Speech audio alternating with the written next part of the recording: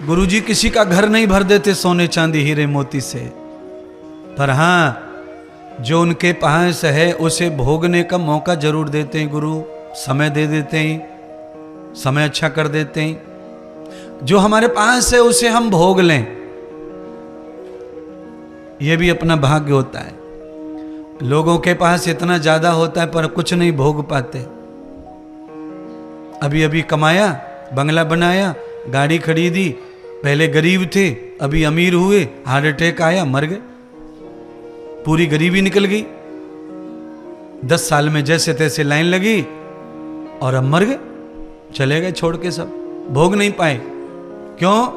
उन्होंने मेहनत परिश्रम अपना भाग्य जगाया, काम किया, मेहनत की, गाड़ी घोड़े सब किए, पर जो किया है उसे भोगने के लिए कृपा नहीं ली, किसी महात्मा को अपना नहीं माना, काम में लगे रहे, काम में लगे रहे, बस कमाने में लगे रहे। बृहदवासो यथा पुरुषस्य धीमहि यावतं लक्षणं बोधस्य कृतं च ये वे वस्तूनाम पदार्थ सर्वे हे द्रविणम अर्थम कृतमूल व्यासम भोगस्य युक्तो सर्वं विहिताय। ये सारी चीजों को कमाने के बाद भोगना आवश्यक है। अगर हम भोगते नहीं हैं तो भी कमाने वाला पापी ही कहलाता है। आप करोड़ों की संपत्ति छोड़ के चले जाइए, आप अच्छे नहीं माने जाएंगे। आप यहां वहां कई मकान, दुकान, प्लॉट बिलॉट सब करके जाइए, कुछ अच्छा नहीं है ये। भगवान के यहां आपको नंबर नहीं मिलेगा एक भी। आप 10 फ्लैट, 10 प्लॉट, 10 बंगले ये सब छोड़ जाओ, भगवान एक भी नंबर इसका देने वाले नहीं है। समाज में आपके नाते रिश्तेदार, आपके बच्चे आपको नंबर दे सकते हैं। रिश्तेदार क्या बोलते हैं? रिश्तेदार ये बोलते हैं कोई बात नहीं, पापा तो चले गए पर बच्चों के लिए कम से कम ये छोड़ गए, वो छोड़ गए, वो छोड़ गए, दुख चला जाएगा 2-4 महीने में, बच्चों के साधन हैं, भूल जाएंगे, ऐसा रिश्तेदार बोलते हैं। अर्थात रिश्तेदार नंबर दे रहे हैं थोड़े थोड़े। बच्चे भी नंबर देंगे पर भगवान नहीं देंगे।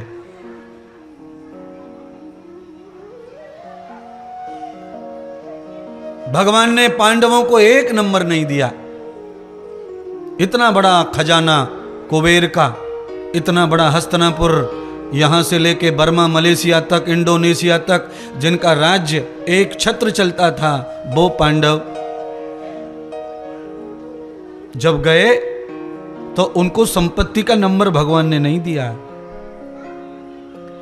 और पांडवों से 3 दिन पहले पांडवों के चाचा विदुर गए, उनको नंबर दिए भगवान ने। विदुर को नंबर दिए। विदुर के पास में झोपड़ी थी, मृत्यु के समय गाड़ी बंगले नहीं थे, तो विदुर को नंबर बहुत ज्यादा नंबर मिले और पांडवों को नंबर नहीं मिले। पांडव कहाँ गए? तो 4 पांडव द्रौपदी सहित 5 स्वर्ग गए।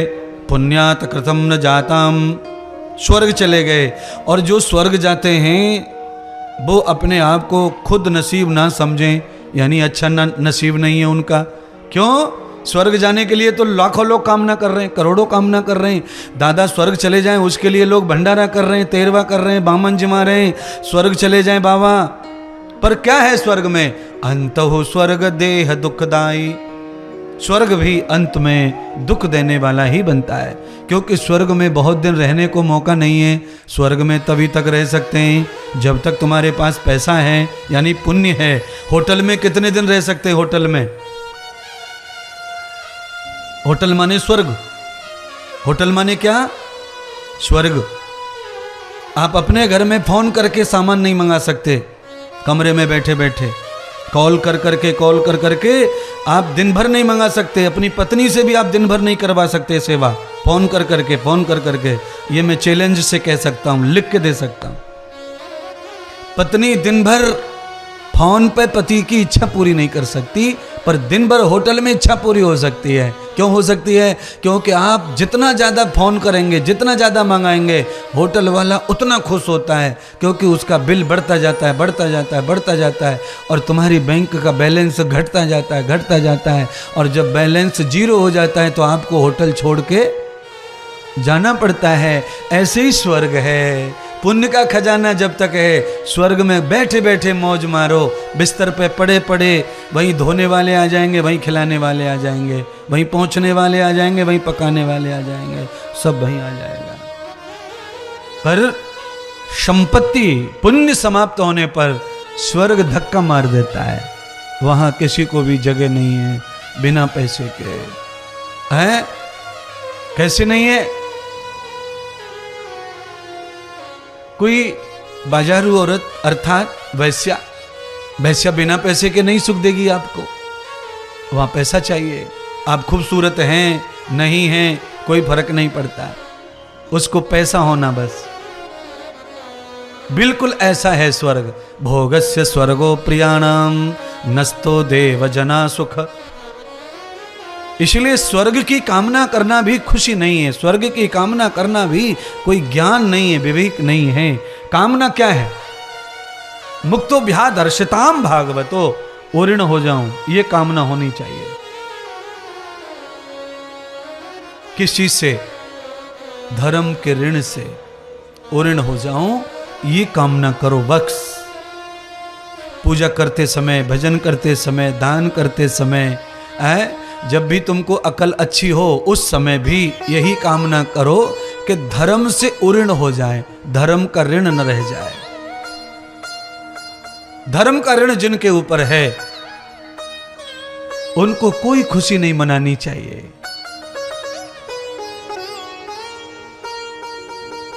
भगवान का अवतार किस लिए होता है? गीता का श्लोक बोलिए, आपको आता है? यदा यदा, जैसे तालियों की आवाज आ रही ना, ऐसे मुंह से भी करो। यदा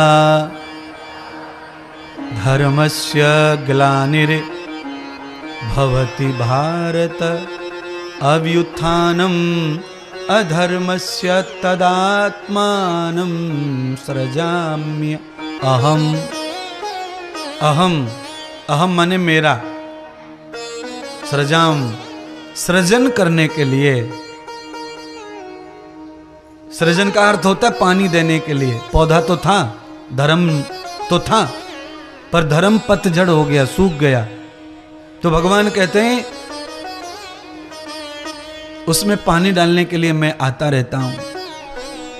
धर्म को हरा भरा करने के लिए, उसकी शाखाएं विशाल करने के लिए मेरा अवतरण होता रहता है, आगमन होता रहता है। किस रूप में? मनुष्य के रूप में। तो बंधुओं, मैं आप सबको राधा और कृष्ण से कम नहीं मान रहा हूं इस समय।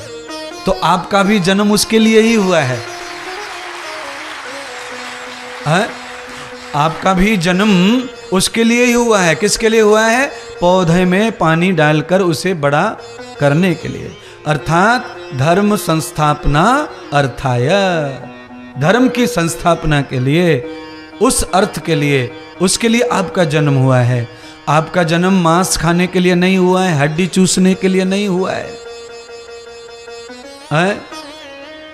हड्डी बताओ,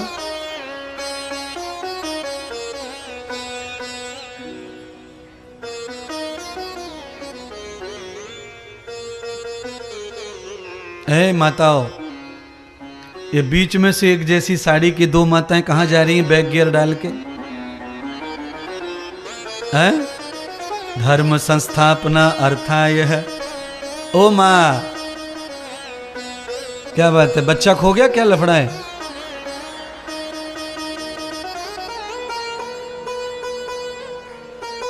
जन्म जाने के लिए नहीं हुआ है, कथा सुनने के लिए।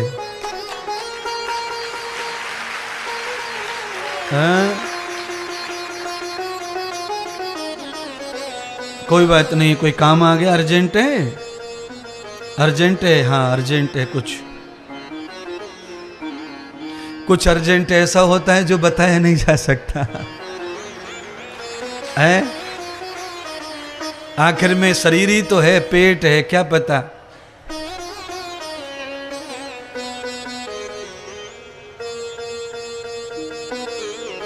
दोबारा से कथा में आइए। ऐसे आपके चेहरे पे ये जो खुशी है ना, बस यही कथा का फल समझो।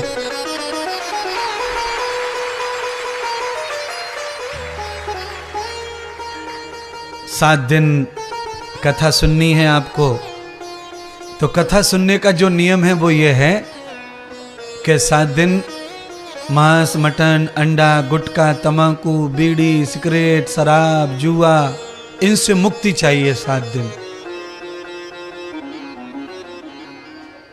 कोशिश करो ऐसी नियम से कथा सुनी जाए।